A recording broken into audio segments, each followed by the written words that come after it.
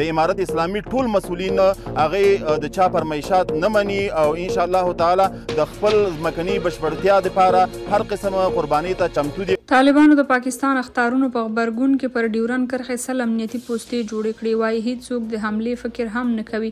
جزئیات یې هم دلته وګورئ او چینل هم سبسکرایب کړئ.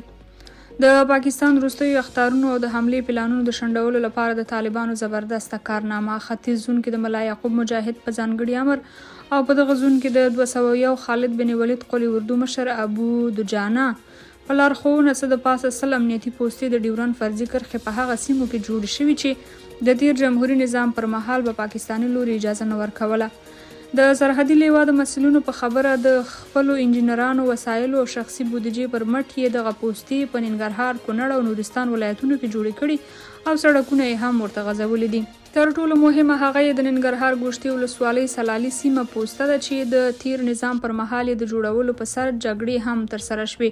د یاد قلی اردو مسؤلین وایي د یادو پوستو او سړکونو په جوړولو کې د هیڅ چا فرمایشات نه مني او هغه څه چې ملي ګټې خوندي کوي د اسلامي امارت پالیسي ده چې اولیت لري. مسؤلین همداراز د ډیورن فرضي کرښې په اوږدو پراته ولسونو ته ډاډ ورکوي چې د هیواد د هر لویشت خاورې څخه به دفاع کوي او په کومه سیمه کې چې امنیتي پوستو او تاسیساتو ته اړتیا وي نو د هیواد او د خلکو د خوندیتوب لپاره به یې جوړوي. د سرحدي لیوا مسؤلین وایي تیر نظام کې سرحدي ځواکونو د ډیورن کرښې څخه 15 کیلومتره لرې میشت و خو طالب ځواکونه بیا صفري نقطو کې ځای پر ځای شوي.